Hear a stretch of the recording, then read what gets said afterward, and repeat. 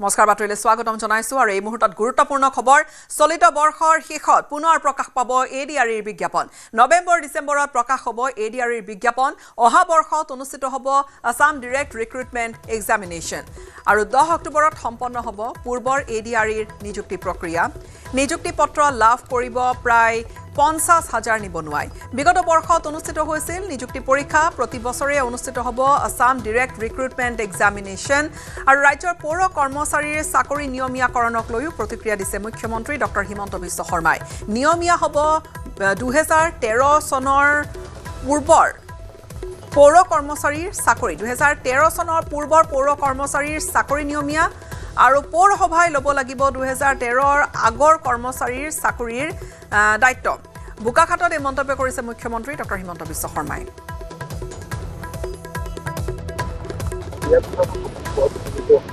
এতিয়াতো পদ ADRE যিদিনাখনে result ওলাই যাব যোৱা বছৰলৈকে যিমান পদ খালী হৈ আছে সকলো পূৰণ হৈ যাব প্ৰায় 40-50 হাজাৰ 10 অক্টোবৰত নিযুক্তি হ'ব আৰু তাৰ পিছতো যদি কিবা পোষ্ট খালী থাকে আকৌ নৱেম্বৰ ডিসেম্বৰত অহাবাৰৰ এডিআৰই এডভাৰটাইজ ওলাব এতিয়া বস্তুটো ষ্ট্ৰীমলাইন হৈ গ'ল আৰু বছৰে বছৰে পোষ্ট ওলাই থাকিব আৰু ভৰ্তি হৈ থাকিব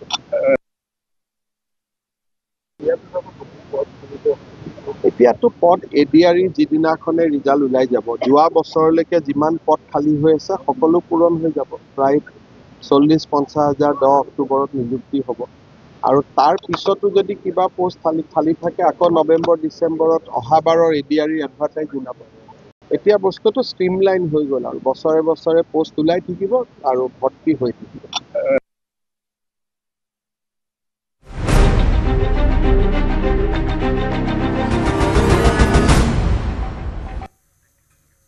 গোলাঘাটত মুখ্যমন্ত্ৰীৰ কনভয়ত কংগ্ৰেছ প্ৰতিবাদকাৰীৰ আক্ৰমণৰ অপচেষ্টা প্ৰতিবাদকাৰীয়ে মুখ্যমন্ত্ৰীৰ বাহনলৈ দলিয়ালে বটল মন্ত্ৰী অতুল বৰাৰ গাড়ীত পৰি গ'ল সেই প্ৰতিবাদকাৰীয়ে দলিওৱা বটলটো দৃশ্য দেখুৱাইছো ঘটনা জড়িত মহিলাসহ 4জন লোকক আটক কৰিছে আৰক্ষীয়ে ধৃত পাৰ্থ সাৰথী বৰা ৰূপান্তৰ তাঁতী ৰাহুল শইকীয়া আৰু তৃষ্ণা চুতীয়া ধৃত পাৰ্থ সাৰথী বৰা অসম প্ৰদেশ যুৱ কংগ্ৰেছ কমিটিৰ সাধাৰণ সম্পাদক তথা গোলাঘাট জিলা যুৱ কংগ্ৰেছৰ তত্ত্বাৱধায়ক ধৃত ৰূপান্তৰ তাঁতী হৈছে গোলাঘাট জিলা যুৱ কংগ্ৰেছ কমিটিৰ সভাপতি গোলাঘাট আৰক্ষী থানাত ৰখা হৈছে 4জনক মুখ্যমন্ত্ৰী গোলাঘাট আগমনৰ দিনটোতে প্ৰতিবাদ কৰিছিল গোলাঘাট জিলা কংগ্ৰেছে জিলা কংগ্ৰেছৰ কাৰ্যালয়ৰ সন্মুখত প্ৰতিবাদ সাব্যস্ত কৰিলে কংগ্ৰেছ কৰ্মীসকলে আৰু প্ৰতিবাদকাৰীসকলক বাধা প্ৰদান কৰিছিল আৰক্ষী প্ৰশাসনে আৰক্ষীয়ে নিয়ন্ত্ৰণ কৰিবলৈ সক্ষম হয় প্ৰতিবাদকাৰীসকলক মুখ্যমন্ত্ৰীৰ প্ৰতিকৃতি দাহ কৰিছিল প্ৰতিবাদকাৰীসকলে কিন্তু তাৰ মাজতে মুখ্যমন্ত্ৰীৰ কনভয়লৈ লক্ষ্য কৰি দলিয়াইছিল প্ৰতিবাদকাৰীয়ে বটল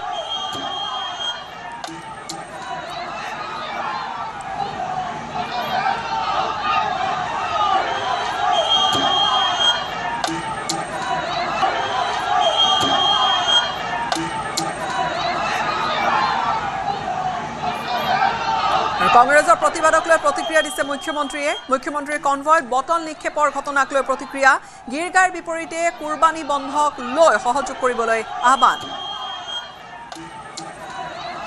কংগ্ৰেছে যদি মোক প্ৰতিবাদ নকৰে তেওঁলোকৰ কেনেকে চলিব তেওঁলোকৰতো খানা চলিব লাগিব মই এজন বিজেপিৰ নেতা যদি 12-13 জন লৰাই কংগ্ৰেছৰ মোক আপত্তি নকৰে তেওঁলোকে গুৱাহাটীত কি উত্তৰ দিব গতিকে যিসকল কংগ্ৰেছৰ লৰাই ইমান গৰমতো আহি কষ্ট কৰিছে তেওঁলোককতো সমবেদনাই জনোৱা ভাল তেওঁলোকক ধন্যবাদহে দিব লাগে ইয়াত বেয়া পাবলগীয়া কি আছে বটলো দলিয়া মোৰ গাত লাগিলে আৰু ভাল আছিল তেওঁলোকৰ চক তেওঁলোকে গিৰগাঁৱৰ পিছত লাগিছে কিন্তু কুৰবানী দিয়া গৰুবিলাকৰ পিছত কিয় নালাগে এই যে বকৰীদ বুলি হাজাৰ হাজাৰ গৰু যে অসমত কুৰবানী হৈ গ'ল গিৰগাঁও কেইটাতো জীয়াই আছে কুৰবানী দিয়া গৰু কেইটাতো মৰি গ'ল তো কংগ্ৰেছ দলে যদি গৰুক ইমানে ভাল পায় তেতিয়াহ'লে মোৰ লগত তেওঁলোকে একে সুৰে কওক যে অহাবাৰ ঈদত গৰুৰ কুৰবানী হ'ব সাহস আছে নে নাই তেওঁলোকৰ আমিতো বিজেপি কৰা মানুহবিলাকে গৰুক ভাল পাওঁ কাৰণে মৰা গৰু এটাও পইচা দি কিনি আনি তাক খুৱাই বুৱাই জীয়াই ৰাখিছো কিন্তু কংগ্ৰেছৰ আধা মানুহেতো গৰুক কুৰবানী দিয়ে কংগ্ৰেছৰ পোৱে বাৱে আন্দোলন কৰি থকা আধা মানুহেতো গৰু খায় তো গৰু ভক্ষণ কৰা মানুহে গৰু খোৱা মানুহে গৰু পোহাৰ কথা আলোচনা কৰে নেকি গোটে গৰু খায় ৰকিবুল হুছেইনে গৰু খায় নে নাখায়? ৰেকিবুদ্দিন আহমেদে গৰু খায় নে নাখায়? জাকিৰ হুছেইন চিকদাৰে গৰু খায় নে নাখায়? তেওঁলোকৰ MLA নুৰুল হুদাই গৰু খায় নে নাখায়? তেওঁলোকৰ বিধায়ক ৰচিদ মণ্ডলে গৰু খায় নে নাখায়? AK ৰচিদে গৰু খায় নে নাখায়? তো গৰু খোৱা মানুহে যোনে এনেকে কাটি গৰুক মাৰে, এনেকে মাৰে, যাক হালাল কৰা বুলি কয়, হয়নে? সেই মানুহে এতিয়া গৰুৰ কাৰণে আন্দোলন কৰে। ড্ৰাইভাৰ এজনে কৈছিলে আপুনি কথা পাতি আহিছিলে, কোনোবাই টিভিত দেখি পেলাই ফোন কৰিলে, আমাৰ এজন সতীৰ্থকে ফোন কৰিছিলে। তেতিয়া ড্ৰাইভাৰজনে কৈছে হয়, কিন্তু মই নিজে দেখা পোৱা নাই, কিন্তু কেমেৰাত কিবা ভিজুৱেল আছে বুলি কৈছে কোনোবাই।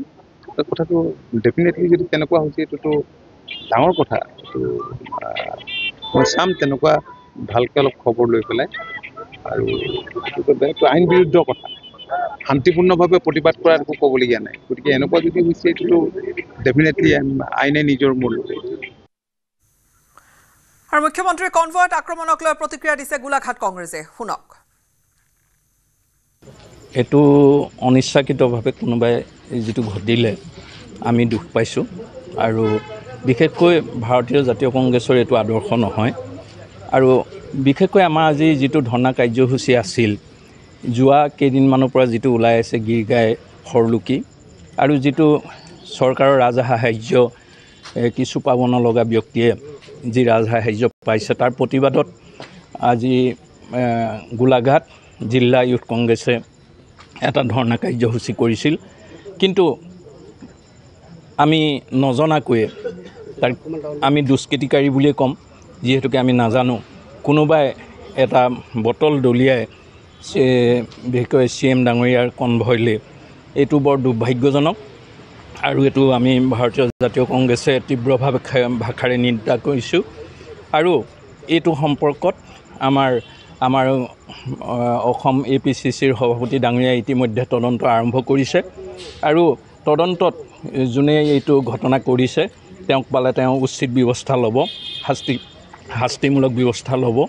আৰু মই ইয়াতে এটা কথাও ক'ব বিচাৰোঁ, যিহেতুকে ইতিমধ্যে আমাৰ পুলিচ প্ৰশাসনৰ হাততো ভিজুৱেল গৈছে, আৰু তেওঁলোকেও এই ভিজুৱেল চাই যোনেই ঘটনাটো কৰিছে তেওঁক অনতিপলমে এৰেষ্ট কৰিবৰ বাবে আমি অনুৰোধ জনাইছোঁ। কিন্তু আমি নিৰ্দোষী আমাৰ যিজন গোলাঘাট জিলাৰ ইউথ কংগ্ৰেছৰ সভাপতি ৰূপান্তৰ তাঁতী, আৰু জিলাৰ আমাৰ ইউথ কংগ্ৰেছৰ ইনচাৰ্জ পাৰ্থ সাৰথী বৰা, আৰু লগতে তৃষ্ণা চুতীয়া আৰু ৰাহুল শইকীয়াক এৰেষ্ট কৰি থৈছে। গতিকে তেওঁলোকক বিনা চৰ্তে মুক্তি দিবৰ বাবে আমি অনুৰোধ জনাইছোঁ, দাবী জনাইছোঁ।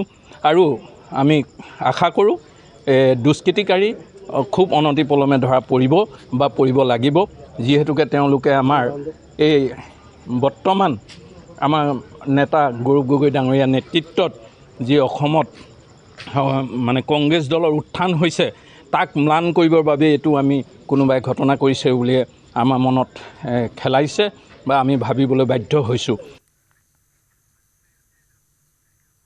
মন্ত্ৰী জয়ন্ত মল্ল বৰুৱাৰ বিৰুদ্ধে ভঙাগড় থানাত এজাহাৰ। যুৱ কংগ্ৰেছে মন্ত্ৰীগৰাকীৰ বিৰুদ্ধে দাখিল কৰিছে এজাহাৰ।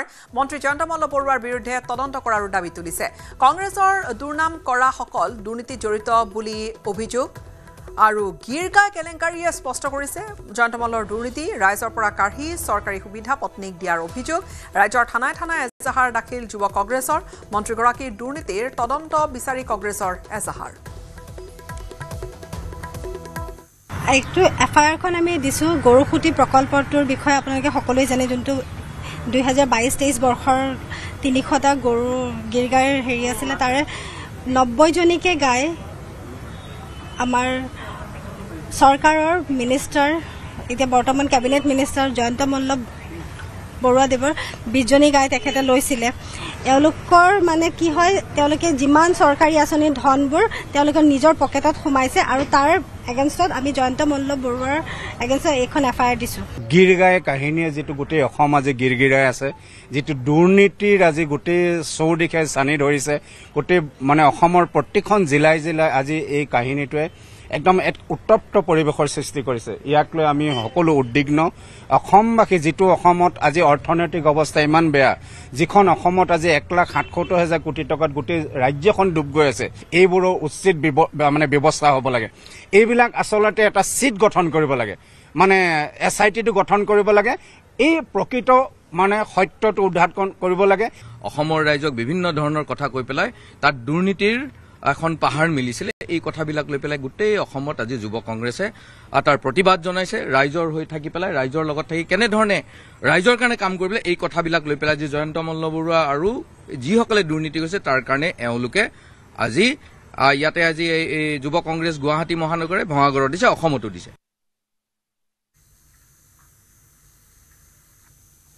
সামগ্ৰীৰ বালি চুৰিত ভয়ংকৰ পথ দুৰ্ঘটনা। দুখন বাইকৰ সংঘৰ্ষত মাতৃ পুত্ৰসহ নিহত হৈছে 4 গৰাকী। নিহত মাতৃ পুত্ৰ মেনকা ব্যক্তি আৰু বিনোদ ব্যক্তি। নিহত মাতৃ পুত্ৰৰ ঘৰ সামগ্ৰীৰ লুংচুঙত। নিহত আন 2জন যুৱক ৰফিকুল ইছলাম আৰু অনিল মুহা। আৰু এখন বাইকে অভাৰটেক কৰিছিল ডাম্পাৰখন অভাৰটেক কৰাৰ সময়তে আনখন বাইকৰ সৈতে খুন্দা লাগিল, সংঘৰ্ষ হ'ল। আহতসকলক নগাঁও মেডিকেল কলেজ হাস্পতালত ভৰ্তি কৰোৱা হৈছে সংকটজনক অৱস্থাত।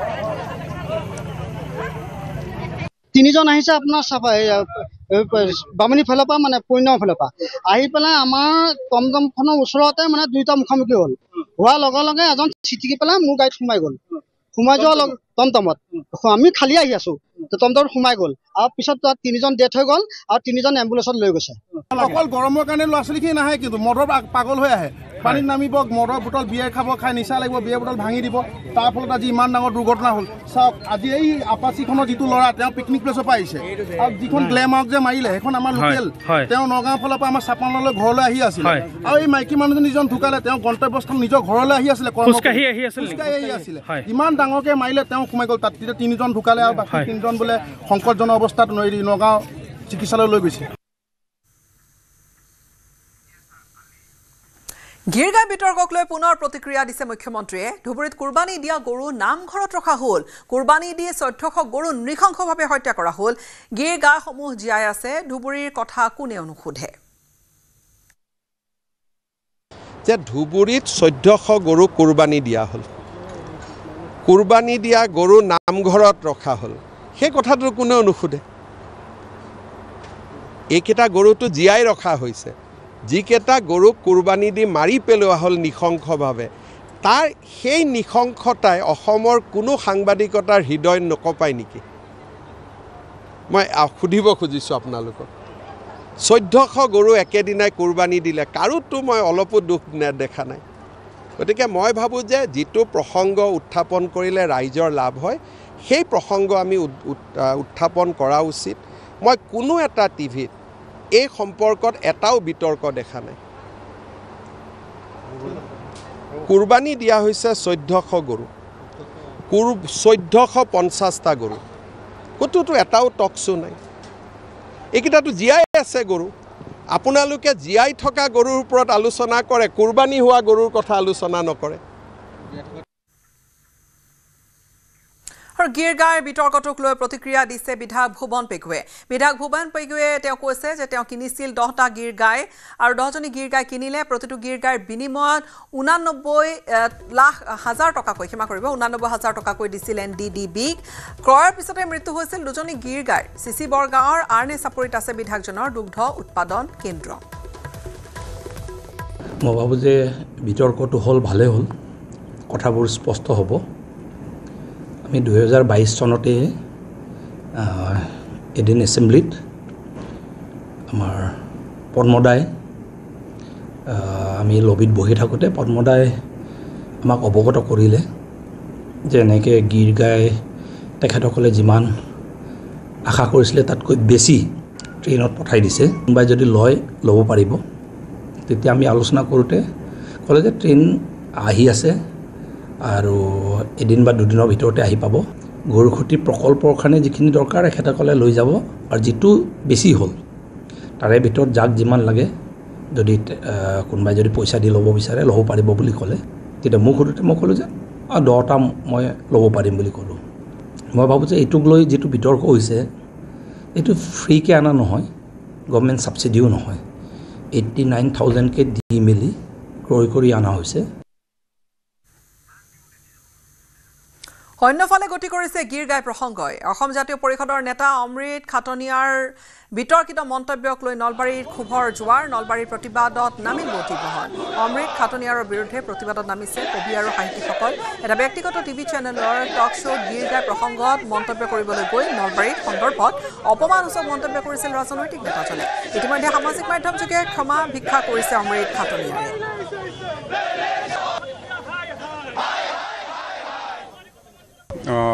মানে কেনেকুৱা অপমানজনক কথাবিলাকত স্পৰ্শকাতৰ হয় ন, আমি অশান্তি পাওঁ। কাৰণ আমি একোখন স্থান মানে যেতিয়া একোখন জিলাৰ কথা কোৱা যায় তেতিয়া নলবাৰীখন, যেতিয়া প্ৰদেশখনৰ কথা কোৱা যায় তেতিয়া অসমখন আমি তিল তিলকৈ গঢ় দি আছোঁ।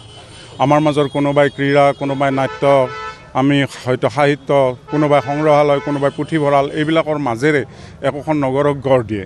যেতিয়া টুলুঙা মন্তব্য কৰি সেইবিলাকৰ গুৰুত্ব নোহোৱা কৰি দিয়ে তেতিয়া নতুন প্ৰজন্মৰ কাৰণে সমস্যা হয়। নতুন প্ৰজন্মৰ যিসকলে উদ্বুদ্ধ হয় এই মাধ্যমবিলাকৰ ওপৰত, তেওঁলোক হতাশাগ্ৰস্ততাত ভোগে যে আমি এখন এনেকুৱা নগৰত আছোঁ নেকি বা এনেকুৱা এখন স্থানত আছোঁ নেকি য'ত আমাক এনেকুৱাকৈ সদায় তাচ্ছিল্য কৰা হয়। এই ঘটনাটো আজিয়েই নহয়, এনেকুৱা কেইবাটাও ঘটনা মই মোৰ জীৱনকালত পাইছোঁ য'ত নলবাৰীক তাচ্ছিল্য কৰা হৈছে। তো এইটো সুযোগত কোনো অসমৰ কোনো স্থানক তাচ্ছিল্য কৰা নাযায়, কাকো কৰিব নালাগে।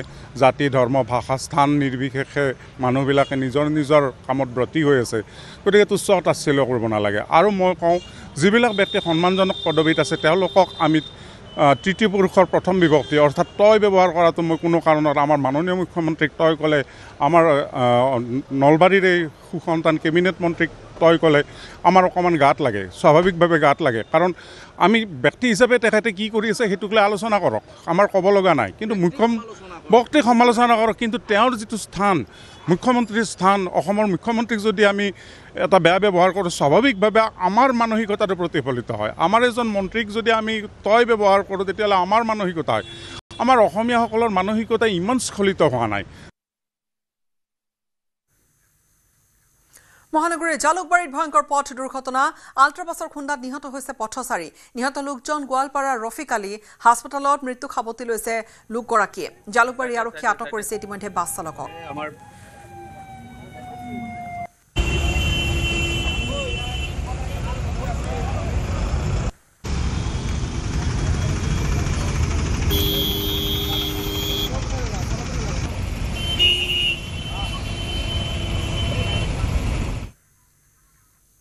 গুৱাহাটীলৈ অনা হ'ব বোকাখাটত গ্ৰেনেড বিস্ফোৰণত আহত 3 আৰক্ষীক। উন্নত চিকিৎসাৰ বাবে গুৱাহাটীলৈ অনা হ'ব জোৱানকেইজনক। বোকাখাটত আহত 3 জোৱানৰ স্বাস্থ্যৰ বুজ লৈছে মুখ্যমন্ত্ৰীয়ে। আৰু বোকাখাটত আৱৰ্ত ভৱনত মুখ্যমন্ত্ৰীয়ে খবৰ ল'লে জোৱানকেইজনক গুৱাহাটীলৈ অনাৰ বাবে এছপিক নিৰ্দেশ মুখ্যমন্ত্ৰীয়ে।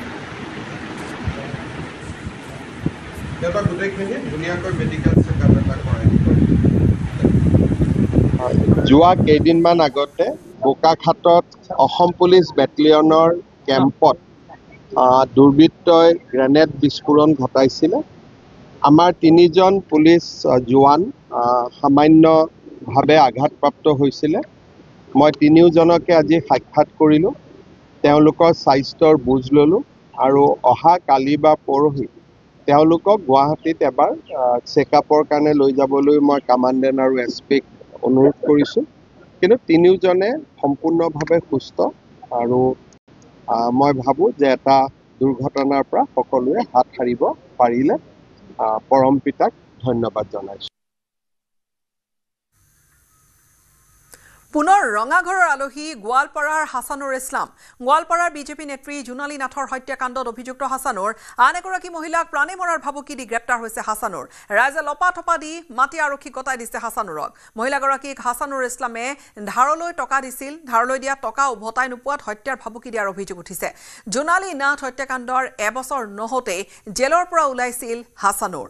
আৰু বৰ্তমানেও আদালতত চলি আছে জোনালী নাথ হত্যাকাণ্ডৰ বিচাৰ। হাছানুৰৰ বিৰুদ্ধে 46/25 নম্বৰত গোচৰ ৰুজু কৰিছে মাটি আৰক্ষীয়ে। সদ্য সমাপ্ত পঞ্চায়ত নিৰ্বাচনত সিধাবাৰী গাঁও পঞ্চায়তৰ 3 নম্বৰ বৰবালুপাৰা খ ৱাৰ্ড সদস্য হিচাপে নিৰ্বাচিত হৈছিল হাছানুৰ। যোৱাকালিৰ ঘটনাটোৰ আগত 22 তাৰিখে মোৰ ভাতিজা ৰাবিয়া ইছলামক হাছানুৰ ইছলামে মাৰিব আহিছিল। মাৰিব আহিছিল আৰু মোৰ ভাতিজাজনী ঘৰৰ পৰা দৌৰি চিঞৰি আহিব ধৰোঁতে আমি সকলোৱে দৌৰি যাওঁ। গৈ আমি তাৰ স্পটত ডেগাৰখন পাওঁ, কিন্তু মানুহজনক বিচাৰি নাপাওঁ। আৰু ৰাবিয়া ইছলাম মোৰ যোনটো ভাতিজী তাই কিন্তু চিনি পাইছে আৰু আমি মাটিয়া আৰক্ষী থানাত জনাইছোঁ বস্তুটো। আৰু যোৱাকালি মাটিয়া আৰক্ষী থানাই তদন্ত কৰিব গৈছিল কেছটো। তদন্ত কৰিব যোৱাত মই নিজে মোৰ ৰিলেশ্যনৰ সকলোকে মাতিছে ঘৰত বহি এটা আলোচনা কৰাত। ৰাতি 11:30 বজাত হাছানুৰ ইছলামে এই জনাৰী নাথৰ হত্যাকাণ্ডৰ যোনটো হাছানুৰ ইছলামে তেওঁ ৰাতি 11:30 মানত আমাৰ ঘৰত এই নৱহঁতৰ ঘৰত আকৌ আহিছিল। তেতিয়া সেই সময়ত নৱ চিঞৰ বাখৰ শুনি আমি আমাৰ ঘৰৰ পৰা আৰু দৌৰি গৈ তেওঁক স্পটত আমি সাৱটি ধৰোঁ। সেইটোৱে সাৱটি ধৰি তেওঁ মাৰিব আহি আছে, কিবা লেনদেন আছে, পইচাৰ লেনদেন আগতে এখেতৰ পৰা পইচা লৈছিল আৰু ব্লেকমেইলিং কৰি আছে, বহুত ধৰণৰ ব্লেকমেইলিং কৰি আছে আৰু ছেক্সুৱেল হেৰাছমেণ্ট কৰি আছে। আছে সেইবিলাক দলিল আছে, সেইবিলাক চব বস্তু আছে, আমাৰ জমা দিয়া হৈছে আৰক্ষী থানাত আৰু ছাৰকো জনোৱা হৈছে। যি কি নহওক এতিয়া হাছানুৰ ইছলামে মাটিয়া আৰক্ষী থানাত আছে। আৰু প্ৰশাসনক আৰু অসম চৰকাৰক মই অনুৰোধ জনাইছোঁ আমাৰ এই ভাতিজী আৰু আমাৰ এই ফেমিলিটোক যাতে সুৰক্ষিত দিয়ে আৰু যাতে ভৱিষ্যতে এনেকুৱা কৰিব নোৱাৰে এই কালপ্ৰিতজনে, আৰু উচিত তদন্ত কৰি তাক বিহিত ব্যৱস্থা কৰিব লাগে হাছানুৰ ইছলামক। মাজুলীৰ জিলা সদৰ গড়মূৰত বৃহত্তৰ বৰালিমৰা অঞ্চলবাসীৰ প্ৰতিবাদ সাব্যস্ত। বৰালিমৰা নতুন চাপৰি হালোৱা পাৰঘাটৰ ওপৰত বগী দলং নিৰ্মাণৰ দাবীত গড়মূৰৰ ৰাজপথত অৱৰোধ কাৰ্যসূচী ৰূপায়ণ কৰিলে বিক্ষোভ প্ৰদৰ্শন কৰিলে। বৃহত্তৰ বৰালিমৰা অঞ্চলৰ ছাত্ৰ আৰু যুৱ মহিলা সংগ্ৰাম সমিতিৰ উদ্যোগত এই প্ৰতিবাদ। হাতে হাতে প্লেকাৰ্ড লৈ 5 কিলোমিটাৰ পথ পদযাত্ৰা কৰি বিক্ষোভ কাৰ্যসূচী ৰূপায়ণ কৰে। প্ৰতিবাদস্থলীত উপস্থিত হোৱা বিধায়ক ভুৱন গাম আৰু কংগ্ৰেছৰ উচতনিত প্ৰতিবাদ নকৰিবলৈ প্ৰতিবাদকাৰীসকলক অনুৰোধ কৰিলে বিধায়কজনে। বাহনৰ অভাৱৰ বাবে দীৰ্ঘদিনে জীয়াতু ভুগি আহিছে অঞ্চলবাসীয়ে।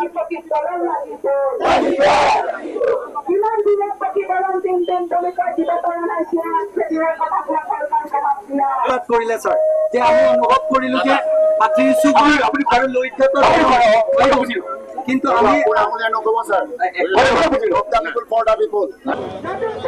আজি 6 বছৰ ধৰি আমি আন্দোলন কৰি আছো। নতুন চাপৰি হালোৱা পাৰঘাট আৰু বৰালিমৰাৰ লগত যিটো সংযোগী দলংখন আমাক পকীকৰণ কৰি দিব লাগে চৰকাৰে অতি শীঘ্ৰে। তাৰ দাবীত আমি ৰাজপথলৈ ওলাই আহিছোঁ। বৰালিমৰা দলংটোৱে অলৰেডি টেণ্ডাৰ হৈছে, তেখেতসকলে গম পোৱা নাই। আৰু ৰাস্তা যিধৰণে ইহঁতে বিচাৰিছে প্ৰত্যেকটো ৰাস্তাই পকাৰ কাৰণে অলৰেডি টেণ্ডাৰ প্ৰচেছ উঠাইল। আৰু কাৰণ যেতিয়া মাজুলীত অহাৰ লগে লগে আমি যিধৰণে পদক্ষেপ ল'ব লাগে মাজুলী বিধায়ক হিচাপে এই পদক্ষেপ লৈছোঁ। কাৰণ মই যে কৈছোঁ 60 বছৰ যে কংগ্ৰেছে চৰকাৰে একো কাম কৰা নাছিল, এইটো তেখেতসকলে আজি এইটো উপলব্ধি কৰা নাই। কংগ্ৰেছে যে 60 বছৰ একো কাম কৰা নাছিল, সেই 60 বছৰ মই সেই বছৰতে ইহঁতৰ ৰাস্তা পদূলি টকা দলং এতিয়ালৈকে চকন দিলোঁ, মটাৰী 18 কিলোমিটাৰ ৰাস্তা মটাৰী দিলোঁ আৰু পকা ৰাস্তা দি আছোঁ। এইবোৰ তেখেতসকলে বুজি নোপোৱাৰ কাৰণে আজি কোনোবাই কাৰোবাৰ উচতনিত ধৰ্ণা দিবলৈ আহিছোঁ। তেখেতসকলক বুজাই দিছোঁ যাতে এইবোৰ কাৰণ বুজিও পাইছে, কাৰণ কাৰোবাৰ উচতনিত আহিছিলে আৰু কাৰণ এইটো কিছুমানটো কংগ্ৰেছৰ এইটো নেচাৰে আছে যে কাৰোবাৰ উচতনিত ইহঁতে একো কাম কৰিব নোৱাৰে আৰু এই ধৰণে উচতনি দিয়ে ইহঁতে সুবিধা ল'ব বিচাৰিছে। গুৱাহাটীৰ পাঞ্জাবাৰীত অনুষ্ঠিত হ'ব কন্যা সমৰ কলাৰ এক প্ৰশিক্ষণ। কাম্য সামাজিক বিকাশ সংস্থাৰ উদ্যোগত অনুষ্ঠিত হ'বলগীয়া এই অনুষ্ঠানত সমৰ কলাৰ প্ৰশিক্ষণ প্ৰদান কৰিব কন্যাসকলক। এই কথা কাম্য সামাজিক বিকাশ সংস্থাৰ সভানেত্ৰী আঙুৰতা ডেকাই সদৰি কৰিছে। মূলা গাভৰু শীৰ্ষক প্ৰশিক্ষণ শিবিৰ অনুষ্ঠিত হ'ব 4 জুলাইৰ পৰা 8 জুলাইলৈ। 5 দিনীয়াকৈ আয়োজন কৰা হ'ব এই সমৰ কলাৰ কৰ্মশালাখন। অসমৰ বিভিন্ন জিলাৰ কলেজসমূহৰ পৰা প্ৰায় 150 গৰাকী প্ৰশিক্ষাৰ্থীয়ে অংশগ্ৰহণ কৰিব। এই প্ৰশিক্ষণ কৰ্মশালা উদ্বোধন কৰিব আৰক্ষী প্ৰধান হাৰমিত সিঙে। এক সামাজিক যে আমাৰ যুৱতীসকলৰ মহিলাসকলৰ শাৰীৰিক বিকাশ মানসিক বিকাশ সাধনেৰে আত্মবিশ্বাস গঢ়ি তুলি যিকোনো পৰিস্থিতিৰ মোকাবিলা কৰি নিজকে ৰক্ষা কৰি সমাজত নিৰ্ভীকভাৱে সাহসিকতাৰে থিয় কৰোৱাৰ এটা প্ৰচেষ্টা আগত ৰাখি কিছু সজাগতাৰ দৃষ্টিভংগীৰে আমাৰ কাম্য এক সামাজিক সংস্থা আৰু সদৌ অসম কাৰাটে সন্থাৰ সহযোগত মূলা গাভৰু শীৰ্ষক কন্যা সমৰকলাৰ প্ৰশিক্ষণ 5দিনীয়া কাৰ্যসূচী পাঞ্জাবাৰীস্থিত শিল্পগ্ৰামত 5দিনীয়া কাৰ্যসূচীৰে আমি অনুষ্ঠিত কৰিবলৈ গৈ আছোঁ, য'ত আমাৰ অসমৰ কেইবাখনো মহাবিদ্যালয়ৰ আমাৰ যুৱতী শিক্ষাৰ্থী তেখেতসকলে ভাগ ল'ব, বিভিন্ন প্ৰান্তৰ পৰা আহিব। আৰু আমি সকলোৱে জানো প্ৰাথমিক পৰ্যায়ত এই যিটো কেৰাটে আছে এই বিষয়টো 5 দিনত কোনেও কাৰাটে শিকিব নোৱাৰে, কিন্তু আমাৰ চেষ্টা এইটো যে যুৱতীসকলৰ যিটো আত্মবিশ্বাস আছে সেই আত্মবিশ্বাসৰ আধাৰটো আমি গঢ়ি তোলাৰ কাৰণে চেষ্টা কৰিম। শাৰীৰিকভাৱে সক্ষমতা আৰু আধ্যাত্মিকতা লগতে আমি নিজস্ব পৰিকল্পনাৰে এটা আবেগ নিয়ন্ত্ৰণ কৰি সুস্থ পৰিকল্পনাৰে কেনেকৈ আমি আজিৰ বৰ্তমান সমাজখনত মোকাবিলা কৰিবৰ কাৰণে বা যিকোনো পৰিস্থিতিত যাতে সাহসিকতাৰে মনৰ শক্তিৰে তেওঁলোকে উপস্থিত বুদ্ধিৰে সমৰকলাৰ মাধ্যমেদি আত্মৰক্ষাৰ কৌশল কিছু শিকি তেওঁলোকে নিজক ৰক্ষা কৰাৰ উপৰিও আনকো ৰক্ষা কৰি তেওঁলোকে সমাজত বসবাস কৰিব পাৰে, শক্তিশালী ৰূপত প্ৰতিষ্ঠা কৰিব পাৰে, এনেকুৱা ধৰণৰ এটা আমি সজাগতাৰ প্ৰয়াস কৰিছোঁ। চাহ শ্ৰমিকৰ বিভিন্ন সমস্যাৰ সমাধানৰ দাবীত সোমবাৰে অখিল ভাৰতীয় চাহ মজদুৰ সংঘই ৰূপায়ণ কৰিলে ধৰ্ণা কাৰ্যসূচী। ৰঙাপাৰাৰ বিভিন্ন চাহ বাগিচাৰ পৰা অহা কেইবা শতাধিক পুৰুষ মহিলাই হাতে হাতে দলীয় ৰঙা পতাকা আৰু ফেষ্টুন বেনাৰ লৈ চাহ শ্ৰমিকৰ দৈনিক মজুৰি 661 টকালৈ বৃদ্ধি কৰক, প্ৰতিদিনে শ্ৰমিকৰ হাজিৰাৰ পৰা ধন কৰ্তন বন্ধ কৰক, কামৰ নিৰিখ বৃদ্ধি কৰা বন্ধ কৰক, লগতে হাজিৰা কৰ্তন কৰা নচলিব, চাহ শ্ৰমিকৰ ওপৰত শোষণ চলোৱা বন্ধ কৰক আদি শ্ৰম মন্ত্ৰী হাই আদি বিভিন্ন শ্লোগানেৰে সোণাবিল চাহ বাগিচাৰ আকাশ বতাহ মুখৰিত কৰি তোলে। চাহ শ্ৰমিক ৰাইজৰ সমস্যা দাবীসমূহ পূৰণ নকৰিলে পুনৰ আন্দোলন কাৰ্যসূচী ৰূপায়ণৰ হুংকাৰ দিছে। চাহ শ্ৰমিকৰ দৈনিক মজুৰি বৃদ্ধিৰ দাবী আৰু তেখেতসকলৰ যি মজুৰি কৰ্তন, এই কৰ্তনৰ বিৰুদ্ধে এতিয়া ওলাই আহিছে চাহ শ্ৰমিকসকল আৰু অখিল ভাৰতীয় চাহ মজদুৰ সংঘৰ উদ্যোগত এতিয়া অবিটাৰ জোন নম্বৰ 3ত এনেদৰে চাহ শ্ৰমিকসকলে প্ৰতিবাদ কৰা দেখিবলৈ পোৱা গৈছে। মোৰ কেমেৰা পাৰ্চনে দেখুৱাইছে এনেদৰে চাহ শ্ৰমিকৰ যি দৈনিক মজুৰি 661 টকা বৃদ্ধি কৰাৰ দাবীত এবিটাৰ যি জোন 3 তেজপুৰ কাৰ্যালয়ত চাহ শ্ৰমিকসকলে এনেদৰে তেখেতসকলে প্ৰতিবাদ কৰা দেখিবলৈ পোৱা গৈছে। কাৰণ চাহ শ্ৰমিকসকলে কিন্তু কপালৰ ঘাম মাটিত পেলাই এটি কলিত দুটি পাত তেখেতসকলে ছিঙি চাহ উদ্যোগটো জীয়াই ৰাখিছে, যদিও আজিও কিন্তু এই চাহ শ্ৰমিকসকলে 250 টকা হাজিৰাতে তেখেতসকলে কিন্তু জীৱন নিৰ্বাহ কৰিবলগীয়া হৈছে। কেৱল সেই নহয়, এতিয়া মালিক পক্ষই কিন্তু এই চাহ শ্ৰমিকসকলৰ যি সমস্যা সেই সমস্যা কিন্তু আজিলৈকে সমাধান কৰি নিদিলে।